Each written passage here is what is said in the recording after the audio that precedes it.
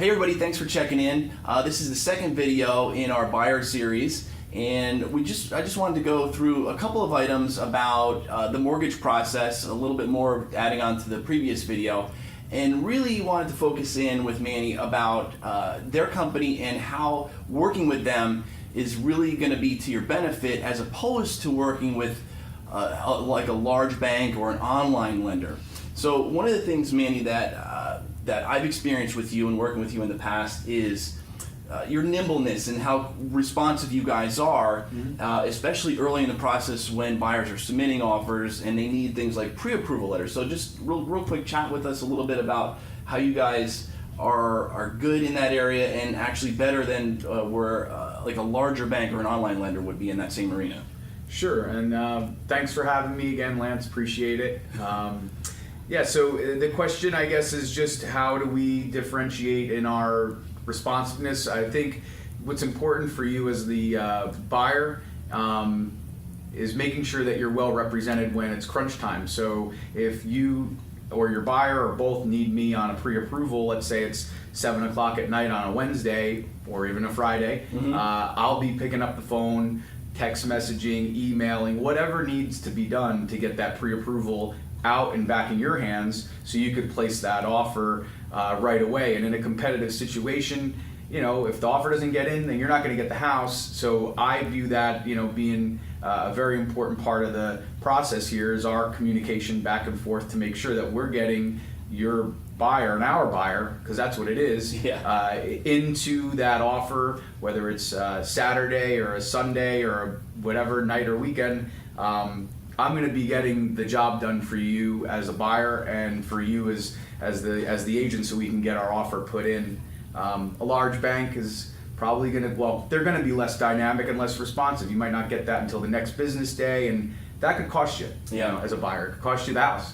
And I personally experienced scenarios where it was a competitive offer situation and the initial offer had to be renegotiated above and beyond what the other offers were, and because you were able to get your letter to us so quickly within hours, we were able to get it in and accept it above and beyond some of the other offers. So that was really a win for everybody, especially our client, our mutual client. So another way that I've experienced you guys were very nimble and responsive is in the transaction. There are times when something can get a little bit sticky through nobody's fault. I kind of just call it a hiccup sometimes.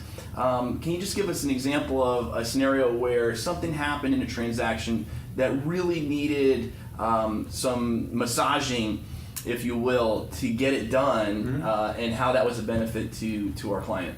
So, you know, when we're doing that initial pre-approval, I'm validating all that information up front. I'm looking at all the buyer's details and making sure that all is going to be well, and we're issuing that pre-approval, right? Day or night, night or day, weekend, we're doing it. There's a next step, which is the commitment part. The commitment is that when an underwriter from my company will underwrite the file, issue the mortgage commitment. Sometimes that commitment, that time is when an underwriter is looking at guidelines, the box to lend in, if you will, right? So there's going to be a lending palette that the underwriter has to follow the guidelines to issue that commitment.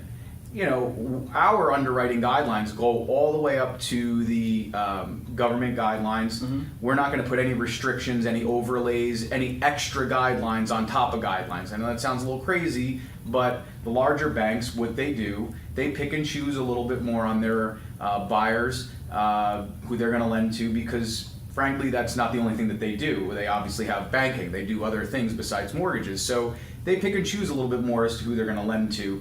Our underwriting guidelines have no overlays. We're going to lend up to the maximums of what the government will tolerate. We're following guidelines. We have to vet you the same way, but we're not going to restrict you on top of the restrictions. Right.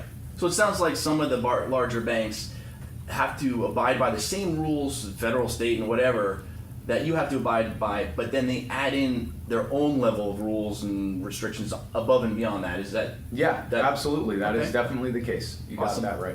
Well, the other thing about, one of the things that we've experienced with you guys is sometimes they're in a scenario where you're trying to get an offer accepted and The seller of the property is doing the vetting of the buyer before they accept it. Yeah. And that's exactly what they should be doing. Now, in a scenario that we've actually experienced on a couple of occasions, was where you guys went above and beyond what a larger bank would really do and really went the extra mile. Can you explain a little bit about how that worked? Yeah, I know the transaction you're talking about. It was just recently, and it helped get us the transaction.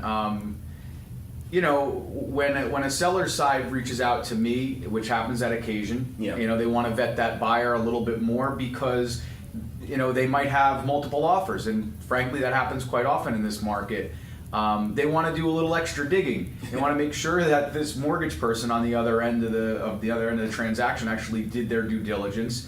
And that's my time to shine for you as the buyer's agent, and for the buyer, for you, more importantly or equally as important, because I'm going to put your best foot forward. I have done all my due diligence, right? We've communicated to make sure that this borrower is validated, the pre-approval, all that work that we've done is now going to be put on, you know, under spotlight, and that is going to be translated over to the selling side. That seller's real estate agent is going to get off the phone knowing that my 15, 16 years of experience is behind this pre-approval that was done, and my buyer, our buyer, is going to be somebody who's very well represented, which I think and has produced us in achieving our goals, which is getting the property over some other buyer in the competitive situation. Awesome. Yeah. Yeah, and just kind of to wrap all that up and just put a bow on it,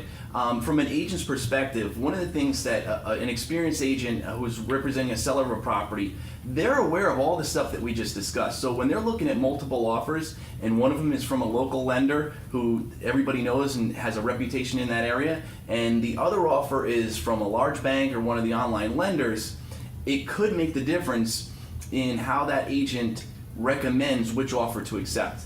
So sometimes it can actually cost you or help you out depending on which lender you're using. So awesome, thanks for that, Manny. Yep. How can everybody out there who's watching this video, how can they find you? Email, phone number, what's the best way to get in touch with you? Any way is easy. Phone, my cell's 908-334-7182.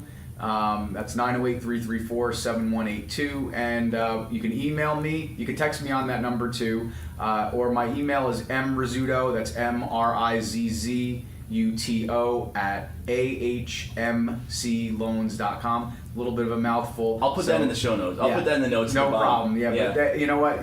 They'll know how to get me, and that's about it. Yeah. Thanks again, Manny, and got it. thanks for tuning in. If you guys like this video, click the subscribe button to see some more videos so you'll get notifications of the future videos, and stay tuned for some more in our series of videos about how to go through the home buying process.